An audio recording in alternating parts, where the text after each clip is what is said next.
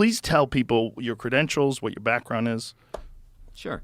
So, my name is Ryan Graves. I have an engineering degree, mechanical and aerospace engineering. I promptly left doing that to go fly F-18s for the Navy as soon as I graduated college. Did that for about a decade, both operationally in combat as well as in an instructor role, teaching the new students. And we did witness something while we were flying in our jets, but we were doing it we witnessed it in the context of our just everyday flying and our missions. And what year was it that you witnessed this? So we started seeing these in 2014 was the earliest that I know. 2013, late 2013, early 2014. And could you describe what was the very first experience? The Joe Rogan experience. Hopefully it all comes out and people can legally talk about it at some point. But can you talk about it without? I know there's been multiple contact events, like coordinated straight up contact events. One of them is revealed in the film actually, but there are more. There was this. Several of the people in my film talk about an event that happened at Halleman Air Force Base where two non-human crafts approached the base, one landed, beings walked out and interacted with Air Force officials and CIA officials. And a couple people go on the record talking about that in the film. But there have been other events, I've been told. How are those beings described? They were described as tall, slender, humanoid. And the another thing that I heard that gave me chills was that someone involved with a recovery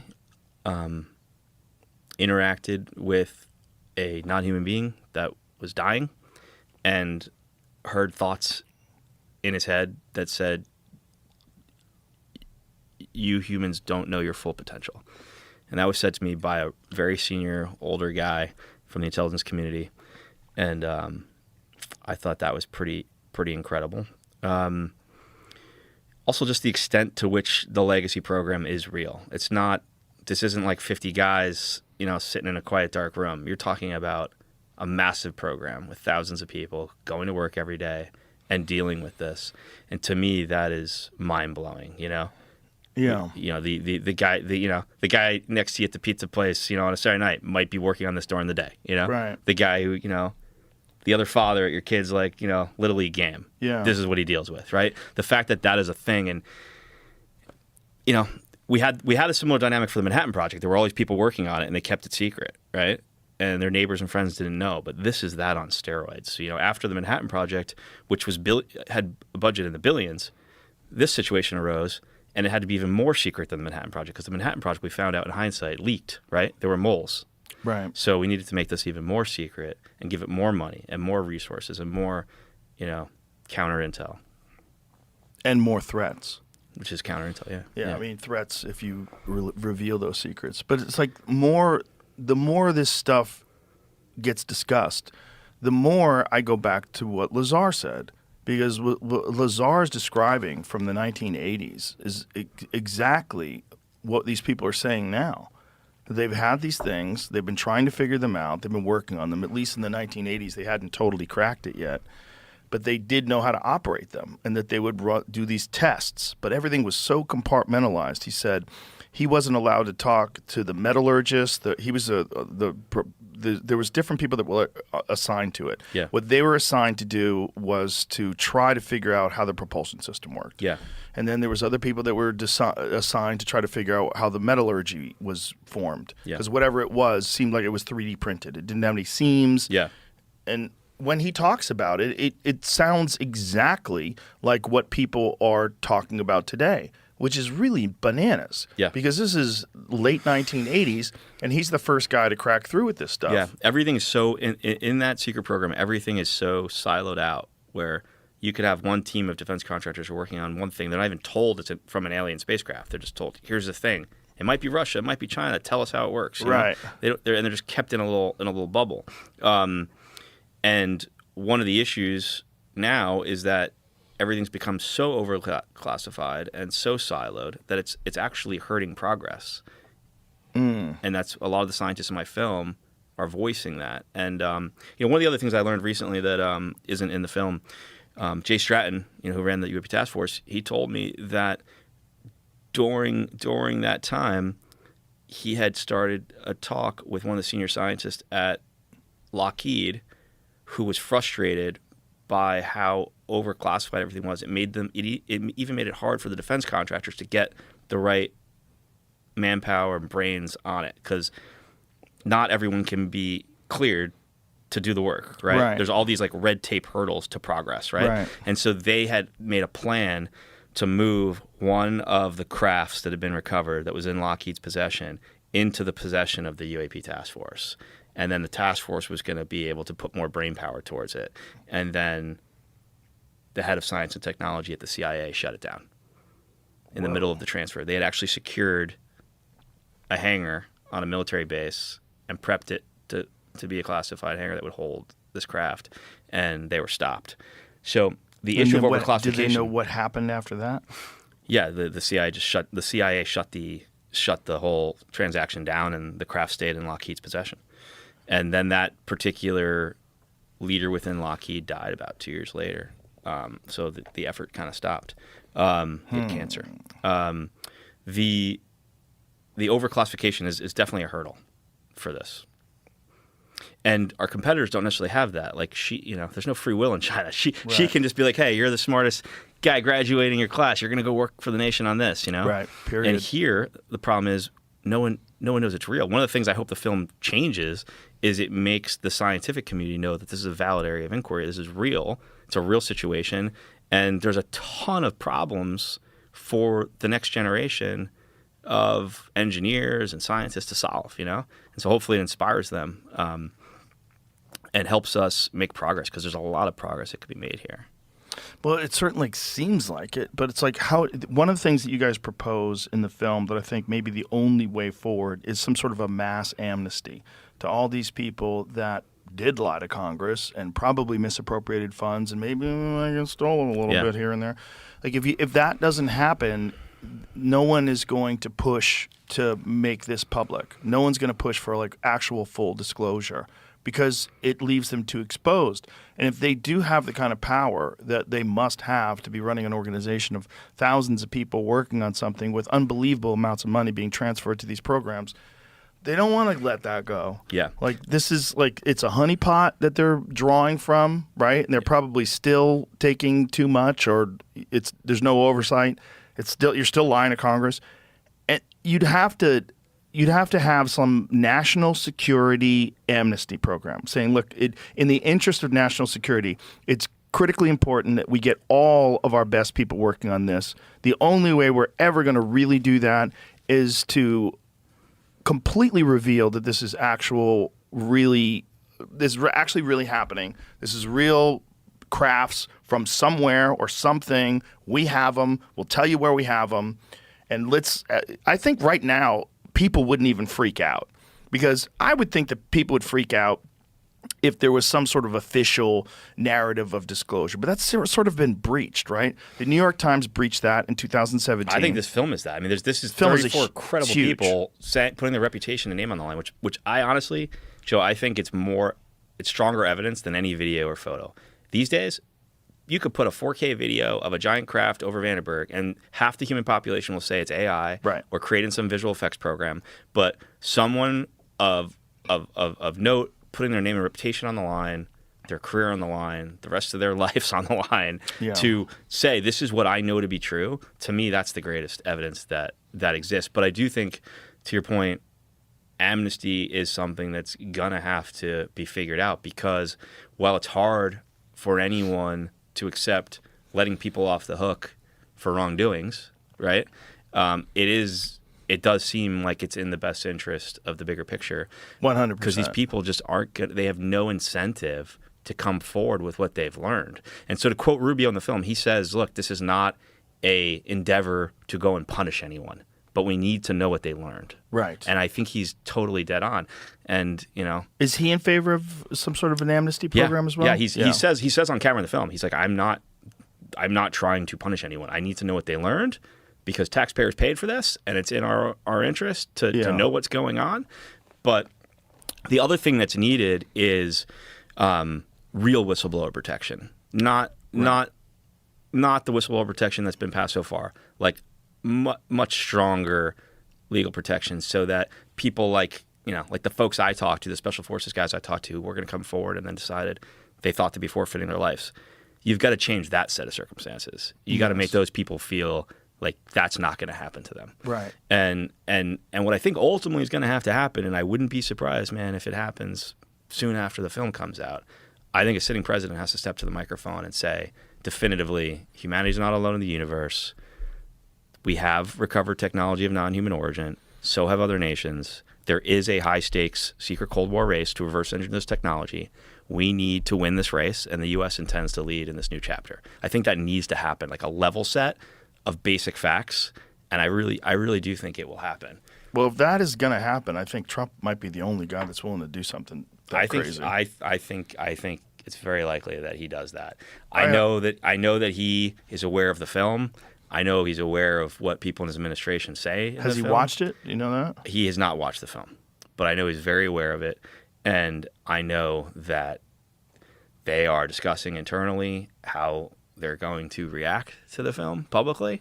And I also know that he has very recently tasked Tulsi Gabbard with getting to the bottom of the situation and finding out for him what he needs to know that he doesn't know. Really? Yeah. And as Rubio said in the film, Rubio says on camera, on the record, on the film, that this has been kept from sitting presidents. And he goes into detail on how that's been done and how it's the career bureaucrats in certain elements of the government that control this information and just wait presidents out and don't feel like they have a need to know. Right. Well, there were some people that tried to find information out in the beginning of the Trump administration. Who was it? There was someone that talked about it on record and said he was told at every turn that you don't have the clearance. Yeah, yeah. But here's the thing. Trump actually found out about the base facts in his last presidency and was contemplating stepping to the microphone then. What base facts? So Jay Stratton, who ran the task force, he says on camera in my film that he briefed that Mnuchin, the Secretary of Treasury, asked for a briefing on the lay of the land because Trump asked him to get the briefing, and Trump had already known that the base facts that we're not alone in the universe, that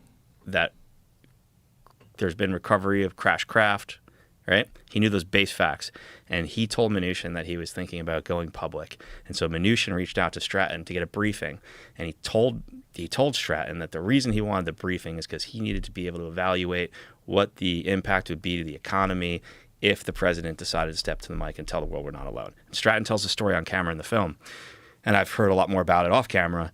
So we know Trump contemplated doing this already. Now I think the release of this film and Rubio's involvement puts enough on the table that it makes it easier for him to do. I think they would have to have some sort of a plan in place if they were going to say that, right? Like the amnesty plan, the idea behind it would have to be in place. If someone's at least grab control of the situation and say that this is real and the U.S. intends to lead the way. Because the other factor that the White House has to keep in mind is you don't want Xi or Putin being the guy to do that. Right. You don't want them to have that moment, right? Right. Something I always think about with regards to that moment of a president stepping to the mic. When we entered the space race, Kennedy gave that big famous speech, right?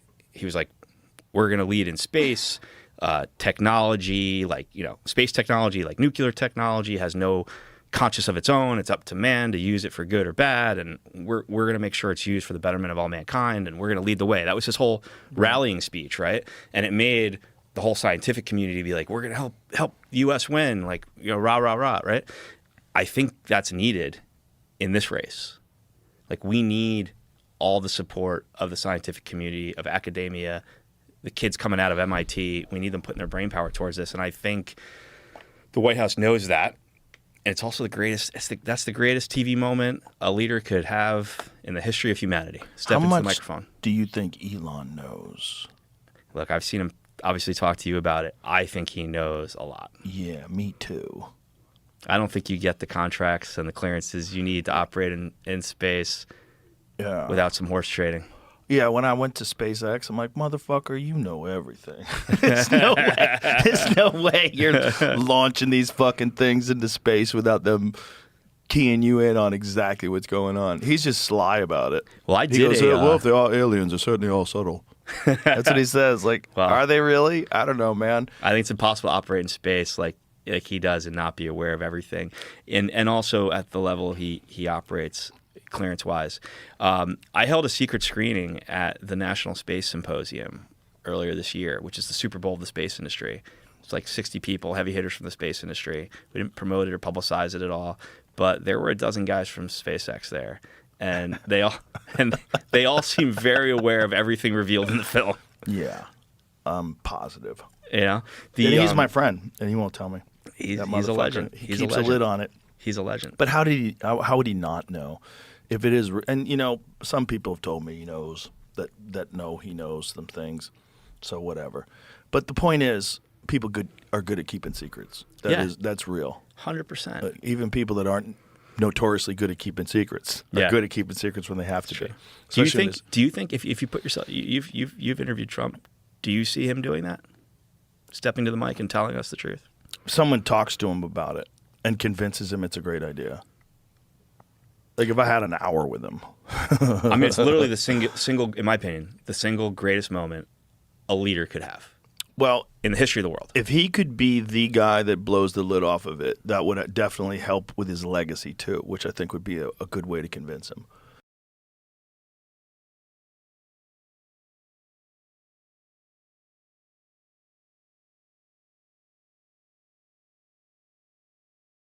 So what year was your incident? And you have a very, very famous incident that's corroborated by actual evidence, which is one of the rare ones.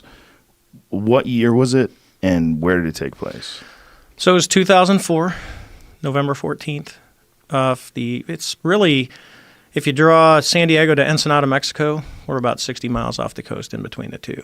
We're doing workups, so when we get ready to deploy, this was for the 2005 deployment.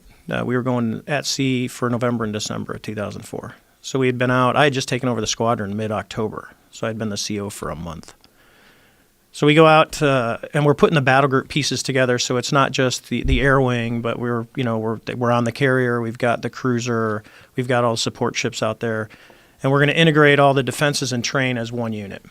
So the exercise that we're going to do is an air defense exercise where there's good guys, bad guys. They're all from the air wing. So the bad guys today are going to be the Marines, VMFA 232, the Red Devils. So they're going to launch, and they're going to go about 100 miles south of the ship, and we're the good guys, and we call it a 2v2, so it's two of us against two of them. And we're going to work with the USS Princeton, which is going to be the controller, and they're going to control the blue forces, and then the red guys are going to give us a presentation that they're going to try and intercept so we can stop them from getting up towards a carrier. So that's kind of the training set that we're all good.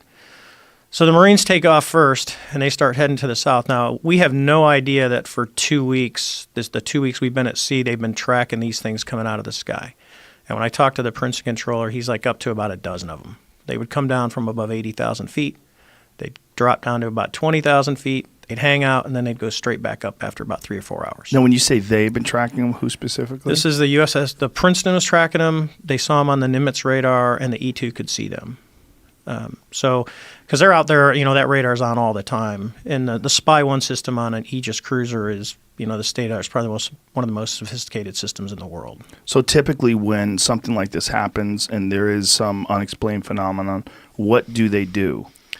In this case, if we were in a threat environment, they would tell us. But we're off the coast of San Diego. It doesn't come to the air wing. So we have no idea that these things are out there at all. So they observe these things, and they never bothered telling any of you guys. That's correct. So they just knew that these things had been visiting this area, yes. But they just allowed this training exercise to take place anyway. Yeah, talking to them, for the 2 weeks, they would show up, but it was when we weren't flying. So the typical carrier schedule is, for us, it was about noon to midnight. It's a 12-hour day. There's reasons for that. It can go a lot longer. But for training, we just do the 12-hour day thing. And it's cyclic ops, so you got guys taking off and landing periodically. So we were on one of the first goes. It's noon, 1 o'clock, somewhere around there, and we take off. The Marines take off first, and my buddy Cheeks, who's the CO of the Marine Squadron, he was leading the Red Air. When he launched off the carrier first, they called him up and said, "Hey, what do you got on board?" Well, the original legacy F-18s don't have as much gas as the Super Hornets. Super Hornet's about 30% bigger.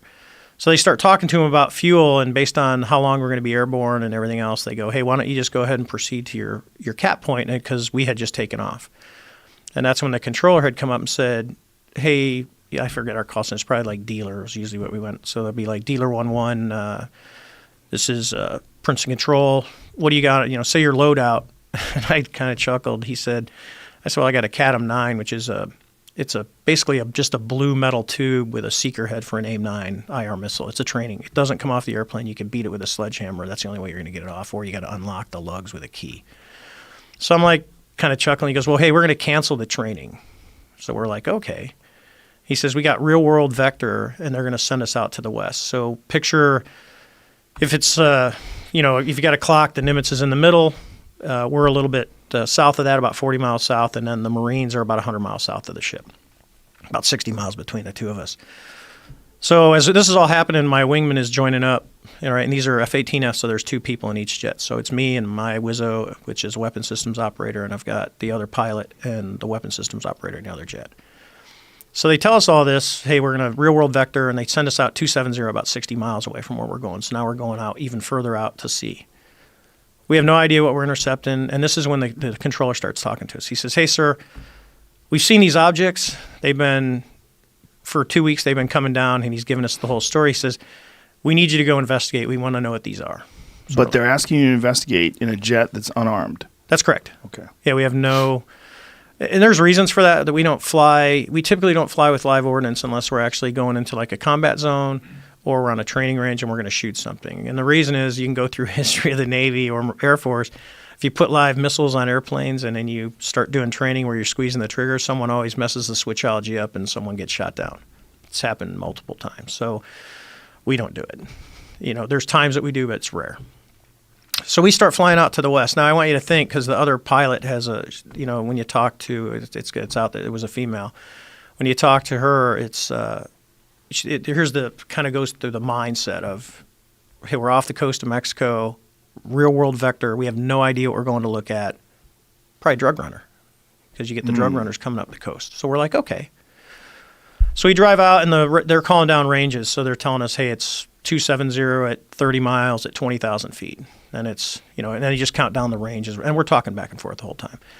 So they got to a point where they say, hey, merge plot, which means radars have resolution cells, range and azimuth of what the radar can actually see. Once you're inside that box, you can't tell the difference between me and the object I'm going at. We're just become one big blob.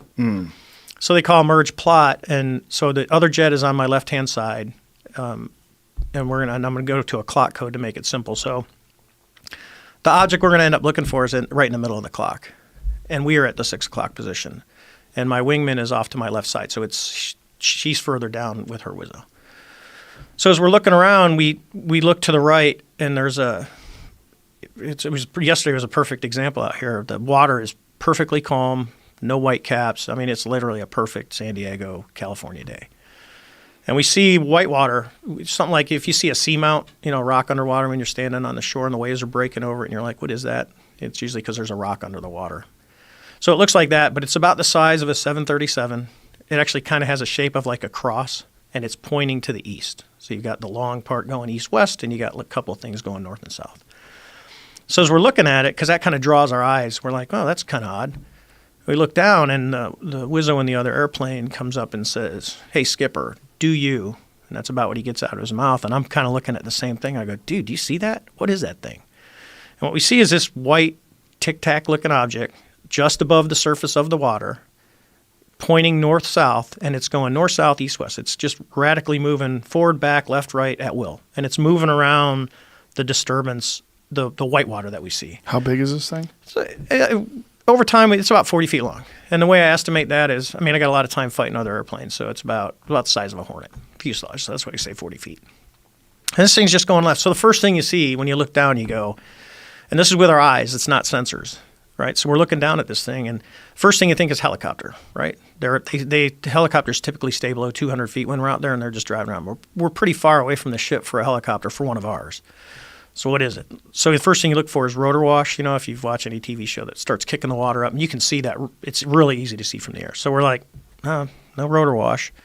Matter of fact, don't see any rotors. Don't see any tail rotor. Don't see any, the main rotors. We're like, that's kind of weird. So as we're driving around, we're looking at this thing. We get to about the 9 o'clock position. How far away are you from this thing? I'm at 20,000 feet, and it's right down on the surface, right off our right side. So I'm probably maybe a couple miles lateral and 20,000 feet, and we're just watching it move around. And So it's very small in your eyes. not overly small. I mean, an airplane down that low, it's 40 feet. You can see pretty well. It was pretty clear. So I'm like, okay. So I said, I'm going to go check it out. That's what we're trained to do. The other pilot says, hey, I'm going to stay up here. And I'm like, that's perfect. So now we'll get some separation. We'll get it from different views. And the other airplane will kind of have a God's eye view of everything that's going on as I go down and check this thing out. So I start driving around, and it's still doing its forward, back, left, right. It's still pointing north-south. We get to about the 12 o'clock position. I'm just in a nice, easy descent. And a reason, because I've been asked, could you go more aggressive? You can, but when you're out over water, the water looks the same at 20,000 feet as it does at 2,000 feet. You don't, so you can easily put yourself in a non-recoverable position if you're not paying attention and you go into the water. So I got this nice, easy descent. I get to about 12 o'clock, and as I'm coming down, I could guess probably about, 18,000 feet now, a couple thousand feet below the other airplane. The tic-tac just kind of rapidly goes boop and turns, so now it's kind of pointing east-west, and now it mirrors us. So it's above the surface. We're up high. We're coming down. It starts coming up. I'm like, well, this is getting interesting. So we kind of drive all the way around a circle. I'm descending. It's coming up. And I get over to about the 8 o'clock position on the clock. And it's over at about the 2 o'clock position. Well, the quickest way, as we know as kids, to get someone, you can keep going around the circle. Nothing's going to happen. You cut across the circle. So I'm about, probably 2,000 to 3,000 feet above it. And I just kind of drop my nose aggressively, and I cut across the circle. And it's coming this way. It's because I'm trying to fly to where it's going to be because I want to join on it. I want to see how close I can get to it. Right. And as I'm pulling up, it's kind of starting to cross my nose, and it starts to accelerate. And within about less than a second, as I start to pull nose onto it and it crosses right in front of me, it just goes poof and it's gone. So I call the other airplane. I said, "Hey, do you guys see that thing?" And they're like, "Sir, it's gone. We don't see it at all." So I'm like, "Okay, that's kind of weird."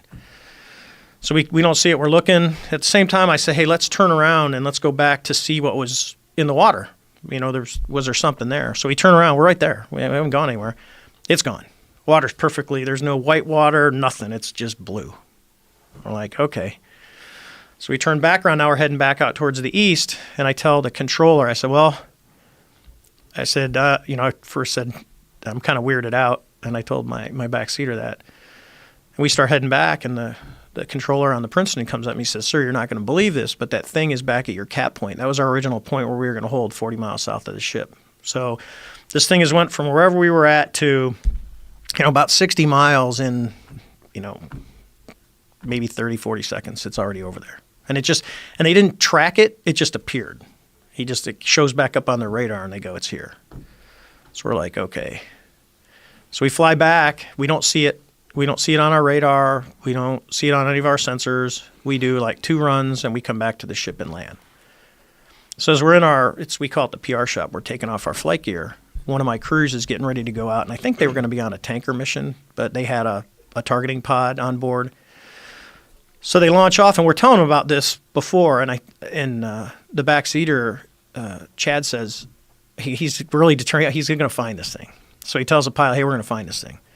So they're just out driving around, and in the back seat of a Super Hornet, there's no stick, but there's side stick controllers, and they're to control the sensors because that's what the weapon systems guys do. And they can change displays really fast by just hitting a button, and it'll flip from the radar to the targeting pod. And the way the system actually works is when you see something on the radar and you designate it as your primary target, all the other sensors will look at that point. So everything is kind of synced together. So he picks up a hit on his radar, and he goes to lock it up because I watched all the tapes. He goes to lock it up, and immediately the radar can tell, it gets signals back that it's being jammed. And technically jamming is an act of war. It starts jamming the radar, goes into a jam extrapolate, a bunch of stuff happens on the scope.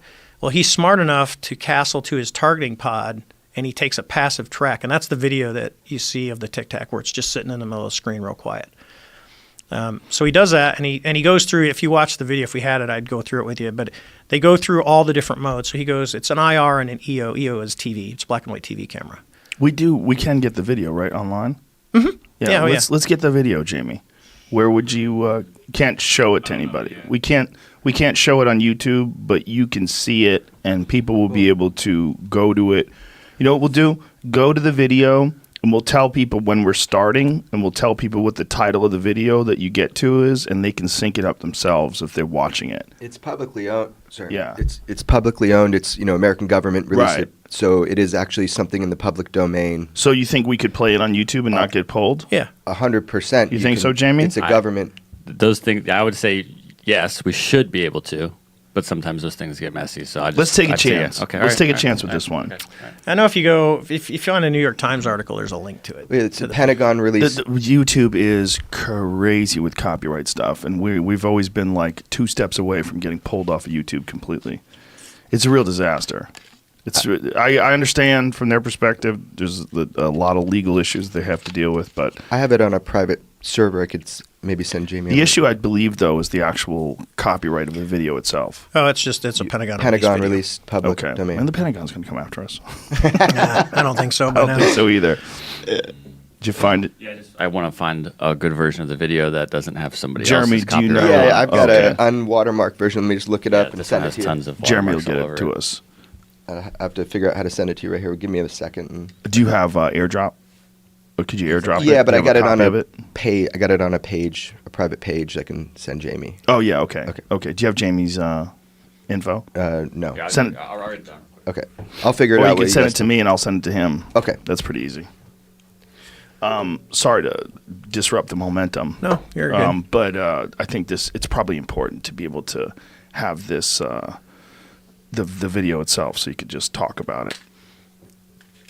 And we're about to yank it up here. Okay, Jamie wrote it down for you. There you go. Thanks. Give me a second to get it up. Okay.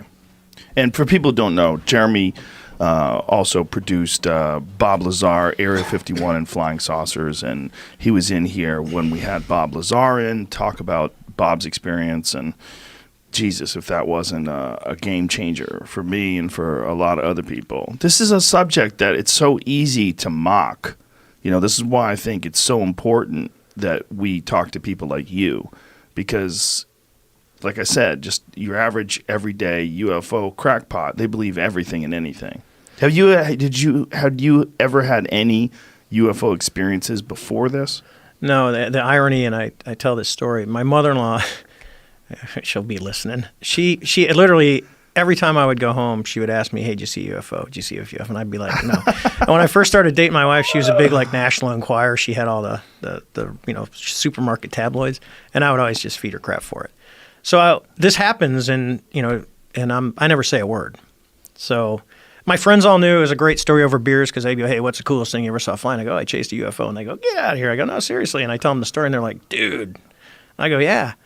So I go home, and I got asked by Lou Elizondo to do the New York Times article, which, as like anything else, I always say no. Like, it took a bunch of times to get me on your show. Jeremy kept asking, and it was Thank you, Jeremy. it was you got to thank my contractor's wife, Angel, who we were at a party drinking, and she goes, "You got to do Rogan." I go, "What?" She goes, "It's the biggest podcast on the planet." She goes, "You got to do it." And I go, "All right, I'm going to do it just for you. I'm going to do this show." So Shout out to Angel. yeah, from New Hampshire. So,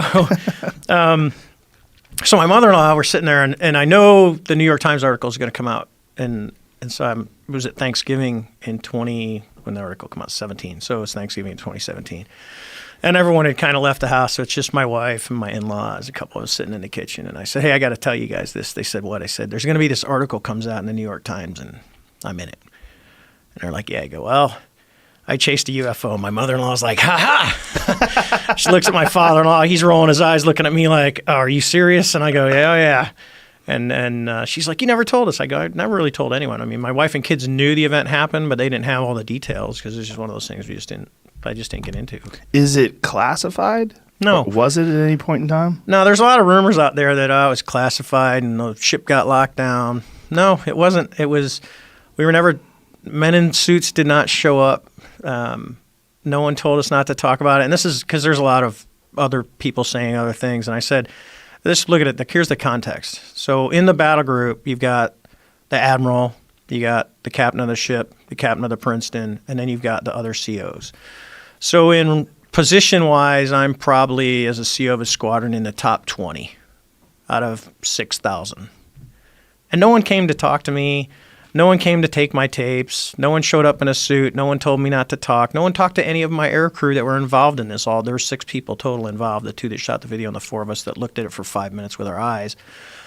No one, nothing. It just, and I can get into how, there's a report that George Knapp got released. I call it the unofficial official report. And I had met someone, and I'm like, hey, can you find anything out? I had this incident. And normally you tell people this, they look at you like, dude, what are you smoking? And I'm like, no, I'm good. I'm tested. And they go, and they said, well, let me see what I can do. And I had got a call. I was doing some aerospace work, and I had gotten a call on my cell phone from a guy.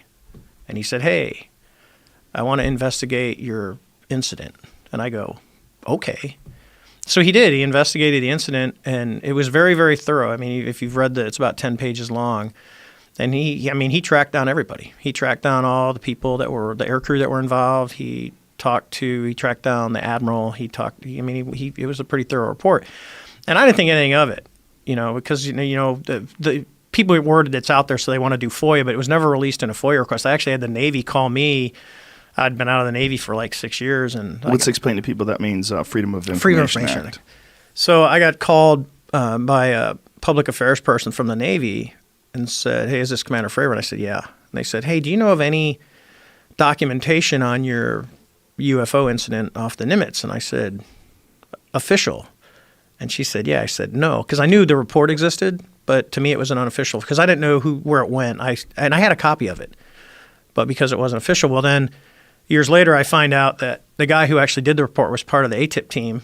And I was talking to Lou Elizondo, who runs that program, and Lou showed me the documentation of the original. I think it's like 13 people that were part of ATIP, and they were FOIA exempt. And I'm like, well, that's hey, I know that guy. He's the guy that did the report, which is why it never ever came out until George got his hands on it. How is something Freedom of Information Act exempt? Obviously, DOD has the ability, because I'm not a conspiracy theory person at all. I mean, I'll just tell you that. And I think there's reasons that the government doesn't tell the public everything. And I don't speak for the government, but I think there's a good reason for that not everything needs to go out to the public. But most of it does. And what they do is they put a clause on, hey, for this program or whatever we're doing, which would have been an ATIP program, the work that they do and what they find it's not releasable through Freedom of Information Act. There's probably other avenues to get that. And then you go, well, what really is freedom of information? Because I got into this I was talking to someone who's a conspiracy theorist, and they said, well, so-and-so wrote, and they're not getting any information on your event. I said, so what are they going to do? They're going to call up, you're going to put in your request for freedom of information. You go, here's what I want. It goes to some poor guy at the Pentagon who's like, I have no idea what this is. And he searches around. He doesn't find anything. He looks at his bud, and I go, for you. I go, hey, Joe, you got anything on the Nimitz incident? And you go, nope.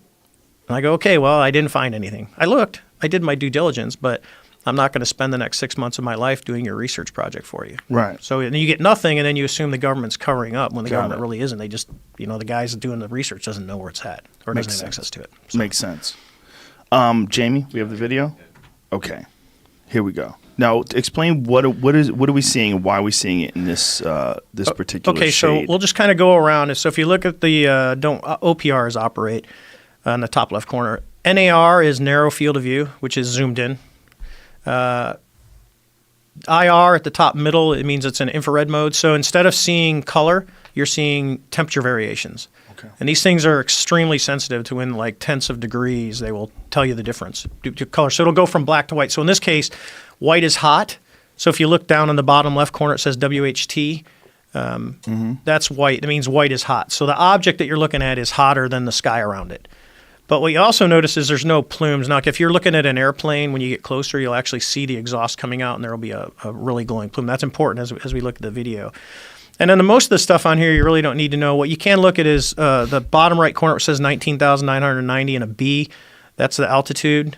And if you look up in the little words where it says HDG and then BALT, it's autopilot. So it's on altitude hold. It's just flying for that. So you can go ahead and play the video. And So those two bars next to the white object, that's a passive track. So what he's done is he's commanded the FLIR to track that. So what the system does is it uses, it's actually tracking, it can track pixels, and it's just basically blocked those hot pixels, those white pixels from the black ones. And then you're going to see now, pause it real quick. So up at the top, see it went to a white screen with the black object. This is a black and white TV mode. And if you look at the top, it says TV. So narrow in TV mode is actually, you can get closer than narrow in IR. It's literally narrow in IR is about medium in TV mode. So you can get closer with the TV mode. So as you look at it now, in this case, you would actually start to see stuff going on. And even in TV mode, because you get exhaust, the black exhaust that comes out, you'll usually be able to see kind of some of that coming out of the back, and you don't see anything. This thing's just sitting there. And if you look at the top where it says 3 right, that's the pod is looking 3 degrees right of the nose of the airplane, right? So he's just flying along. The bottom numbers, don't worry, those are time. So it's 41:56. So go ahead and hit play. And what he's doing is Chad's going through all the different modes because he's like, oh, I got it. And he's going to try and see the best video that he can get. Now, there's rumors that this video is like 10 minutes long. No, what you're looking at is the entire video. Now, notice where it says 99.9. Mm-hmm. So hit pause real quick. What that means is while he's got the pod, the targeting pod, because that's his primary sensor right now, the radar is still trying to look at this object and trying to range it, and the radar can't get ranging on it. So the object is doing something to say, I'm not giving you back, because it's just a Doppler radar, just like a police radar is a Doppler. It's trying to get a ranging on you, and it can't do it. So when it says 99.9, the radar cannot see this object right now. It's not allowing it to get ranging. And I think that's super important, Dave, the way he explained it to me. Active jamming compared to passive jamming. This is a technology that is actively jamming this system. Rather than something like stealth aircraft, which is the shape and the texture of the... Yeah, it's... The Joe Rogan Experience. Do you wonder at all if this is a massive psyop and this is all just to cover up some very advanced American weapons technology? I think it's a very good question, and here's why I don't believe that. Because I have done 30 years of field research, right? So I've gone to China, I've been to Russia, I've been to Australia and Africa and South America, Canada, Alaska, all across Europe, the United States, and I've investigated close encounters of the third kind. And I would ask your audience, don't take it from me, but the United States Air Force investigated and categorized close encounters of the first, second, and third kind, right? During their official capacity, Project Sign, Project Grudge, Project Blue Book. Great fucking movie, by the way. If you haven't seen it, folks, Close Encounters of the Third Kind, probably the best alien invasion movie of all time. Dr. Hynek has a cameo appearance in that film. Did you know that? I had heard that. Yeah, I don't remember who he was, though, but wasn't the French guy, didn't he? Yeah, Jacques Vallée. He's supposed to be Jacques Vallée. Jacques Vallée has a cameo. Well, there's a guy acting his part, but actually Dr. J.L.N. Hynek, who's a scientific advisor to Project Blue Book all those years for the Air Force, actually has a cameo appearance, smoking a cigar during the encounter. And that's him. Right. That's Dr. right. Hynek. That's right. Yep. Smoking a pipe. Smoking a pipe. And a lot of the cases right down to Richard Dreyfuss's face being burned by the UFO, those came directly out of Project Blue Book files. Even the description of what the entities looked like. Close encounters. Again, close encounters of the third kind. This is the United States Air Force documenting this stuff. Yeah. And he took it directly out of Project Blue Book files and made a movie out of it. And as a little wink, wink, nudge, nudge, he has Dr. Hynek have a cameo appearance in the movie. You know what? Most people don't know that. It's a fantastic movie, too. It's a great movie. Because it's a movie that's filled with, it's not like standard UFOs land. Like there's some play going on. There's some weirdness to the way they interact with us that sort of is much more realistic. In terms of like the things that people experience, they experience interactions, very strange interactions.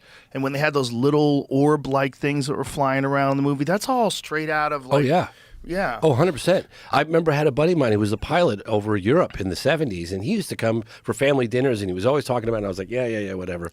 And then later we're all in the life. Fighters. When I started getting interested in UFOs, I was like, Michael, tell me about that UFO encounter you had, that red orb. He goes, it was just like it was in the Close Encounters of the Third Kind, Steven Spielberg's movie. And I was like, they took those files directly out of Project Blue Book files and right onto the big screen. That's what the Foo Fighters were, right? Yeah, Foo Fighters too. They had little orbs. Yeah, little orbs. Fighter pilots are flying around. They're seeing these things with them. Well, but let me ask you, and this is why that I don't think it's a PSYOP thing. Because, I don't think it's a PSYOP either. Well, the reason why I don't is because okay, I don't just believe Grush because he testified under oath and he's a high-level intelligence officer. Oh, that's very impressive. I believe Grush because his claims align with my personal research in the field. Remember, I've investigated crash retrieval programs, crash retrieval cases, right? Mm-hmm. And so when I put out Moment of Contact, well, actually, when I went in to put out Moment of Contact, people were going, James, you just dropped one of the biggest, most successful UFO films in terms of transcending the UFO community and penetrating a much broader, more mainstream audience. Are you sure you want to put out a documentary that deals with an alleged crash and live aliens walking around the town of Varginha, Brazil? Like, seriously, that's what you want to put out there?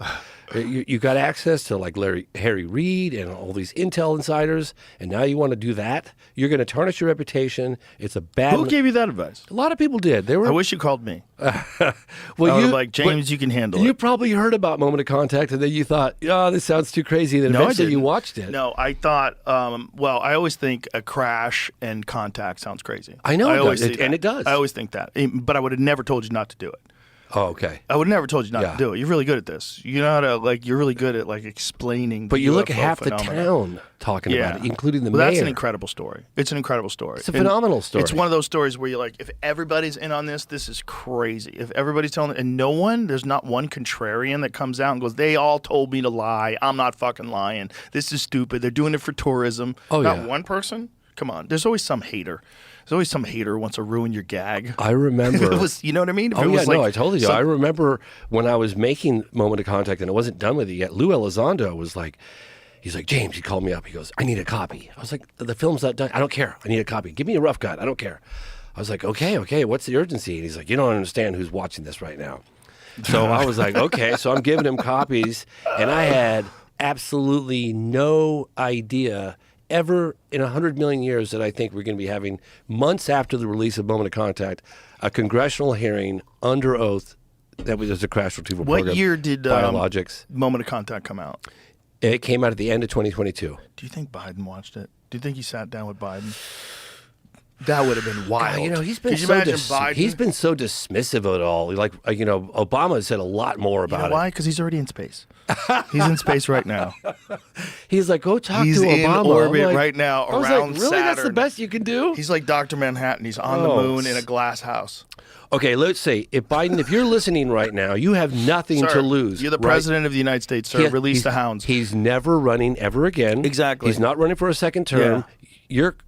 Come on, we're done. He's already pardoned more human beings than any Listen- president ever other Listen than Carter. to the advice at the end of the program Yeah. by Senator Harry Reid, who's now the late Senator Harry Reid. And I said to him, what advice would you give the president? And it could have been any president at the time. And he said, don't be afraid of tarnishing your legacy by addressing this issue head on. And I hope that Biden gets to see that. And I really hope that President-elect Donald Trump gets to see that. People are ready for the truth. They've had enough of the lying. I think we're way beyond that at this point. I agree with you. However, when I confronted Mr. Trump, he yes. was very cagey. Was he really? Very cagey. I've seen some things. They told me some things. He didn't tell me shit. He basically, Really? it Did was his eyes tell basically you? like neither confirm nor deny. No, there was no eyes. I don't do that shit. Especially to a pro like Donald Trump. Like, you're not. Really? Yeah. If you're going to do it to an actor or so, shut up. You're not going Really? to know what the So fuck just they think. poker yeah, face. Daniel Day-Lewis told you that he just ate a baby. You'd fucking believe him. You know what I mean? You know what I mean? Like, this idea that, like, little what did blood his dripping eyes down. tell you? What did his eyes tell you? It depends No on the way. person. Depends Yeah. on the person. If it's your regular crackpot and they tell you a Yeah. lie, you're like, something's up. But there's people that can hide things. They can hide things behind their eyes. I think he knows something. I don't think he's that interested. I think he's more interested. I think he's a sort of a no-nonsense type of guy. This is why. You kind of have to be managing multiple businesses simultaneously, right? And Yeah. he's always done that his whole career, right? Yeah. Managed being on The Apprentice while running these golf courses, while having these buildings, apartment buildings, hotels. He's constantly doing something, right? Yes. So while he's doing all that, and he's playing golf, while he's doing all that, there's no time for fucking aliens, man. There's no time for nonsense. There's no time for sitting around with your buddies, smoking a cigar going, what do you think, man? I mean, if I was them, man, I would do what they're doing. You know, I wouldn't even. There's no time for that nonsense talk. That guy's got businesses. But we got objects of unknown origin flying over residential areas, flying over military bases, flying over nuclear silos. Well, now I think he's much more interested because That's a matter of national security. It- I mean, it people is are now. freaking out. Like, what the hell are we seeing? And they're going, we don't know what they are, but everything's fine. Well, There's he's totally addressed it. safe. There's no national security issue here. We don't know what they are, but you're fine. Don't worry about it. You remember what was the Steven Spielberg movie with the shark, the great white shark? yeah, Jaws. Jaws. You Yeah, remember? yeah, They're yeah, like, yeah. everything's fine. The mayor. People the are- mayor's like, keep swimming. yeah, keep swimming. The water's fine. Everyone would say people are getting bit in half. That's the Like- perfect analogy, dude. That is the perfect analogy. That is it. Everything's fine. Go if you- about your lives. They're definitely Nothing not to see nuke here. sniffing drones. Come on, nuke sniffing drones. So what if some nuclear Oh my material was gosh. just stolen Oh my off a gosh. cargo ship? Whatever, guys. All the online conspiracy stuff is crazy, and I get a lot of it because obviously what I do. Of course. And people send me all kinds of stuff. I was like, well, hang on a second. I wish I could put boots on the ground, but no, there's something really weird going on, and the fact that they don't know or they're claiming that they don't know what it is. The subject is much more open to discussion, like I was saying, amongst serious people. Yes. Where it didn't used to be before. And now I think with this drone thing, I think there's so many people that are going, okay, even if they're ours or they're China's or they're who, what's going on? Like, Yeah. why are there so many of them? What are the answers? And why can't you tell us? Is it because they're searching for a nuke? Jesus Christ, maybe you should warn people and get the fuck out of here. You know, is that really what's going on? Like, if it's not, what is going on? And if it's not ours, what are they? And how come you can't track them? How come, like, what kind of... Very bizarre. It doesn't even make sense. It's very, It doesn't very make bizarre. sense when you think of the capabilities of the United States military. It doesn't make any sense. They can't figure out what's going on. I think what Trump said is probably correct, that the government knows. They know what's happening, and they don't want to tell people. Why for wouldn't whatever he reason. know? He could tell us. Why wouldn't he tell us? I don't think he knows yet.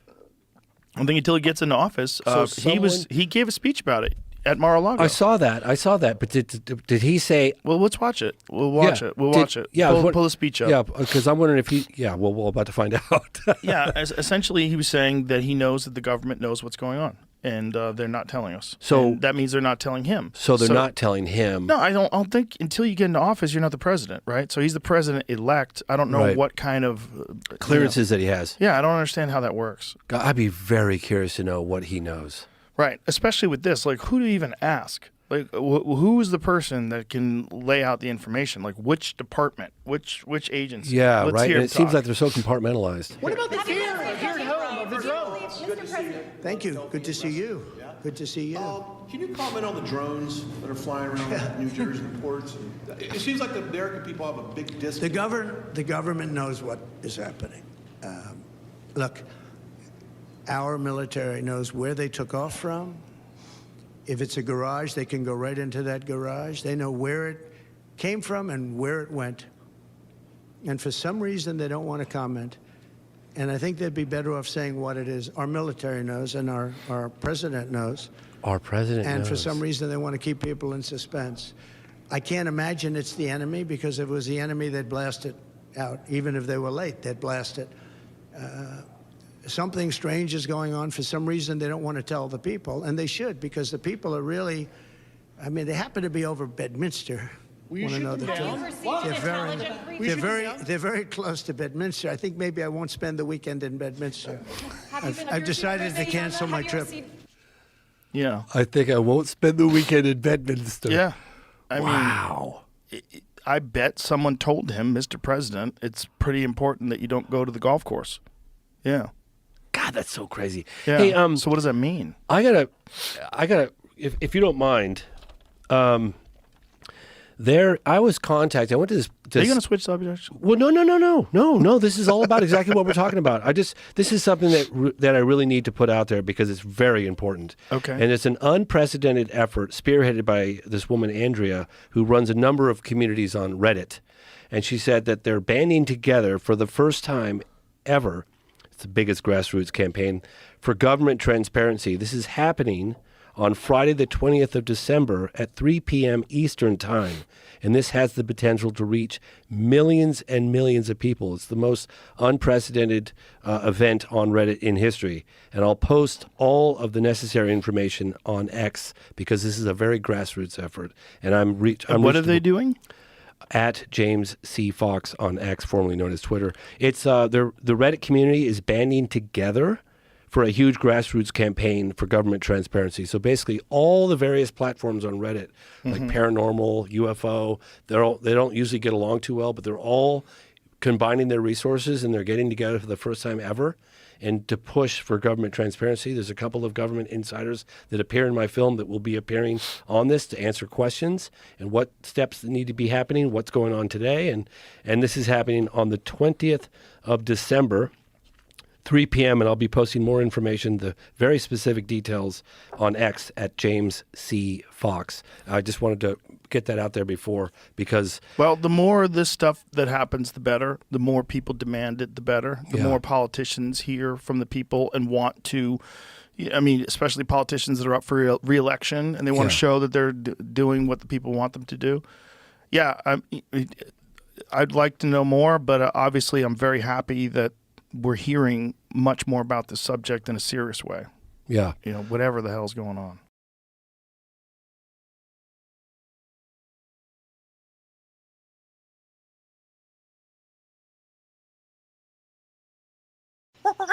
The Joe Rogan Experience.